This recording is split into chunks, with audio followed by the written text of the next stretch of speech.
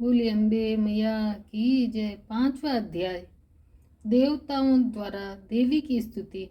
महर्षि मेधा ने कहा, पूर्व काल में शुंभ निशुंभ नामक असुरों ने अपने बल के मद से इंद्र का त्रिलोकी का राज्य और यज्ञों के भाग छीन लिए, और वह दोनों इस प्रकार सूर्य, चंद्रमा, धर्मराज और वरुण के अधिकार भी छीन कर स्वयं ही उनका उपयोग करने लगे। वायु और अग्नि का कार्य भी वही करने लगे, और इनके पश्चात उन्होंने जिन देवताओं का राज्य छीना था उनको अपने अपने स्थान से निकाल दिया। इस तरह से अधिकार छीने हुए तथा दैत्यों द्वारा निकाले हुए देवता अपराजिता देवी का स्मरण करने लगे कि देवी ने हमको वर दिया था कि मैं तुम्हारी संपूर्ण विपत्तियों को नष्ट करके रक्षा करूंगी। ऐसा विचार कर सब देवता हिमालय पर गए और भगवती विष्णु माया की स्तुति करने लगे। देवताओं ने कहा, देवी को नमस्कार है, शिव को नमस्कार है, प्रकृति और भद्रा को नमस्कार है। हम लोग रुद्र, नित्या और गौरी को नमस्कार करते हैं। ज्योत्स्नामयी, चंद्र रूपिणी व सुख रूपा देवी को निरंतर नमस्कार हैं। शरणागतों का कल्याण करने वाली वृद्धि और सिद्धि रूपा देवी को हम बार बार नमस्कार करते हैं। और नैऋति राजाओं की लक्ष्मी तथा सर्वाणी को नमस्कार है।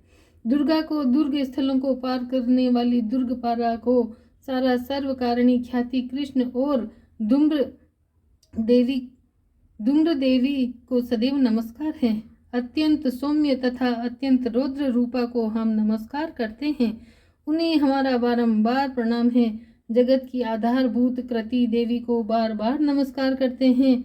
जिस देवी को प्राणी मात्र विष्णु माया कहते हैं, उनको नमस्कार है, उनको नमस्कार है, उनको बारंबार नमस्कार है। जो देवी संपूर्ण प्राणियों में चेतना कहलाती हैं, उसको नमस्कार है, उसको नमस्कार है, उसको नमस्कार है। जो देवी संपूर्ण प्राणियों में बुद्धि रूप से स्थित हैं, उनको नमस्कार है, उनको नमस्कार है, उनको नमस्कार है। जो देवी सब प्राणियों में निद्रा रूप में विराजमान है, उसको नमस्कार है, उसको नमस्कार है, उसको नमस्कार है।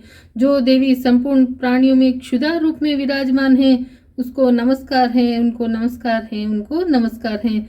जो देवी संपूर्ण प्राणियों में छाया रूप में स्थित हैं, उनको नमस्कार है, उनको नमस्कार है, उनको नमस्कार है।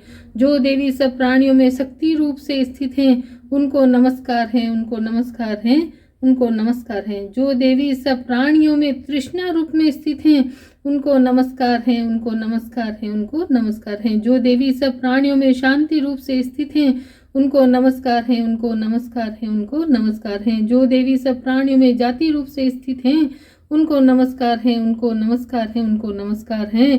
जो देवी सब प्राणियों में लज्जा रूप में स्थित हैं, उनको नमस्कार है, नमस्कार है, उनको नमस्कार है। जो देवी सब प्राणियों में शांति रूप में स्थित हैं, उनको नमस्कार है, उनको नमस्कार है, उनको नमस्कार है। जो देवी सब पूर्ण प्राणी में श्रद्धा रूप में स्थित है, उनको नमस्कार है, उनको नमस्कार है, उनको नमस्कार है। जो देवी संपूर्ण प्राणियों में कांति रूप में स्थित हैं, जो सब प्राणियों में लक्ष्मी, जो सब, उनको नमस्कार है। जो देवी संपूर्ण प्राणी में श्रद्धा रूप में स्थित हैं, उनको नमस्कार है, उनको नमस्कार है, उनको नमस्कार है। जो देवी संपूर्ण प्राणियों में कांति रूप में स्थित हैं, जो देवी सब प्राणी में लक्ष्मी रूप में स्थित हैं, उनको नमस्कार है, उनको नमस्कार है, उनको नमस्कार है।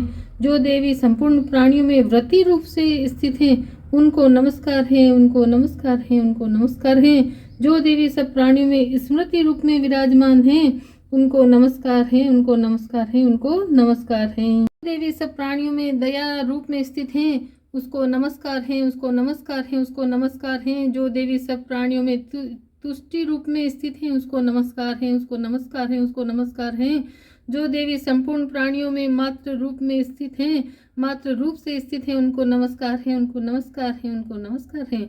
जो देवी संपूर्ण प्राणियों में भ्रांति रूप में स्थित हैं, भ्रांति रूप से स्थित हैं, उनको नमस्कार है, उनको नमस्कार है। जो देवी संपूर्ण प्राणियों में, जो देवी संपूर्ण प्राणियों में नित्य व्याप्त रहती हैं, उनको नमस्कार है, उनको नमस्कार है, उनको नमस्कार है।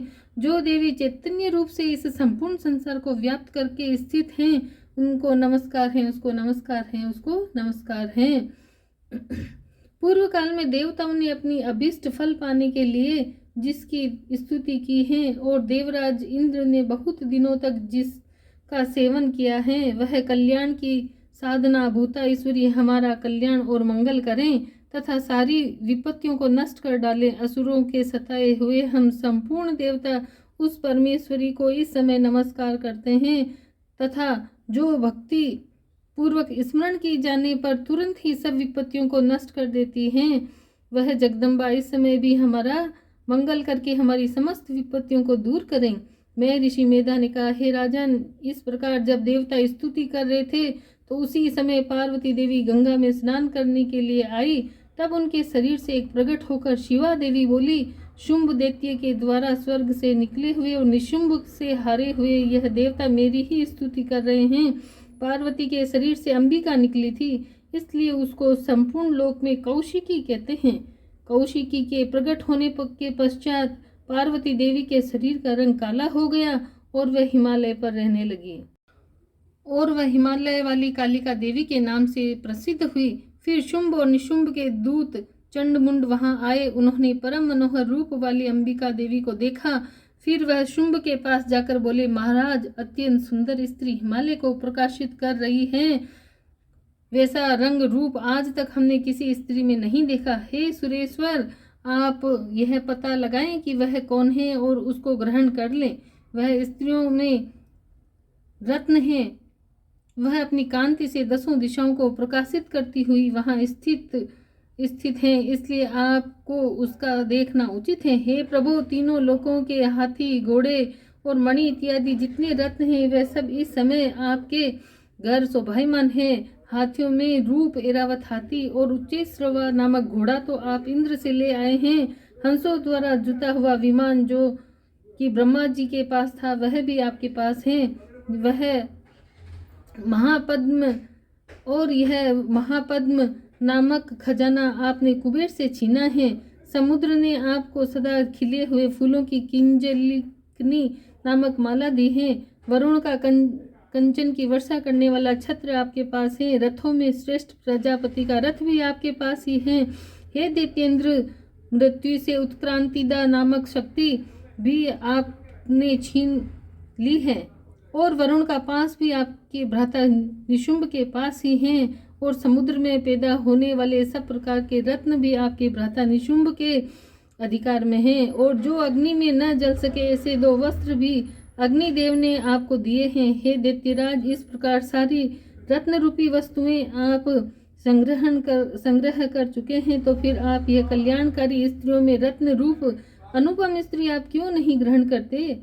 मैं ऋषि मेधा बोले, चंड मुंड का यह वचन सुनकर शुंभ ने विचारा कि सुग्रीव को अपना दूत बना कर देवी के पास भेजा जाए। प्रथम उसको सब कुछ समझा दिया और कहा कि वहां जाकर तुम उसको अच्छी तरह से समझाना और ऐसा उपाय करना जिससे वह प्रसन्न होकर तुरंत मेरे पास चली आए। भली प्रकार समझाकर कहना। दूत सुग्रीव पर्वत के उस रमणीय भाग में पहुंचा जहां देवी रहती थी। दूत ने कहा, हे देवी, दैत्यों का राजा शुंभ जो इस समय तीनों लोकों का स्वामी है, मैं उसका दूत हूँ और यहाँ तुम्हारे पास आया हूँ। संपूर्ण देवता उसकी आज्ञा एक स्वर से मानते हैं। अब जो कुछ उसने कहला भेजा है वह सुनो। उसने कहा, इस समय संपूर्ण त्रिलोकी मेरे वश में है और संपूर्ण यज्ञों के भाग को पृथक पृथक मैं ही लेता हूँ और तीनों लोकों में जितने श्रेष्ठ रत्न हैं वे सब मेरे पास हैं। देवराज इंद्र का वाहन एरावत मेरे पास है, मैंने उससे छीन लिया है।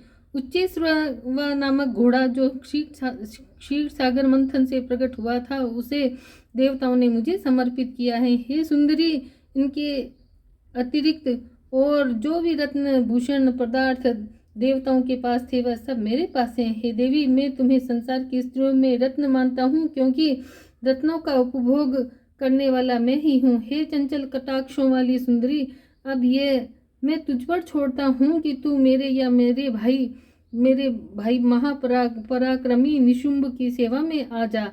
यदि तू मुझे वरेगी तो तुझे अतुल महानेश्वर की प्राप्ति होगी। अतः तुम अपनी बुद्धि से यह विचार कर मेरे पास चली आओ।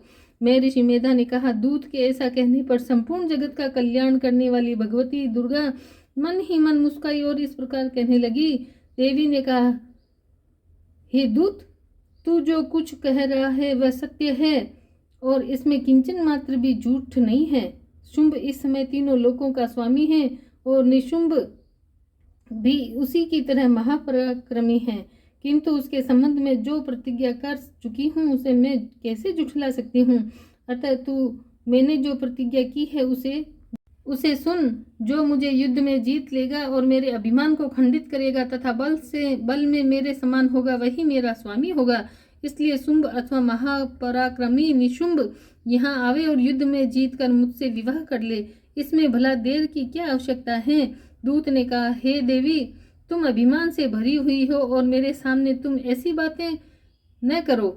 इस त्रिलोकी में मुझे तो ऐसा कोई दिखाई नहीं देता जो शुंभ और निशुंभ के सामने ठहर सके। हे देवी, जब अन्य देवताओं में से कोई शुंभ और व निशुंभ के सामने युद्ध में ठहर नहीं सकता, तो फिर तुम जैसी स्त्री उनके सामने रणभूमि में ठहर सकेगी। जिन शुंभ और असुरों के सामने इंद्र आदि देवता नहीं ठहर सके, तो फिर तुम अकेली स्त्री उनके सामने कैसे ठहर सकोगी। अतः तुम मेरा कहना मानकर उनके पास चली जाओ, नहीं तो जब वह तुम्हें केस पकड़कर घसीटते हुए ले जाएंगे तो तुम्हारा गौरव नष्ट हो जाएगा। इसलिए मेरी बात मान लो। देवी ने कहा, जो कुछ तुमने कहा ठीक है। शुंभ और निशुंभ बड़े बलवान हैं, लेकिन मैं क्या करूं। मैं क्या कर सकती हूँ, क्योंकि मैं बिना विचारे प्रतिज्ञा कर चुकी हूँ। इसलिए तुम जाओ और मैंने जो कुछ कहा है वह सब आदर पूर्वक सुरेंद्र से कह दो। इसके पश्चात जो वह उचित समझे करें। बोलिए अम्बे मात की जय, दुर्गे मात की जय।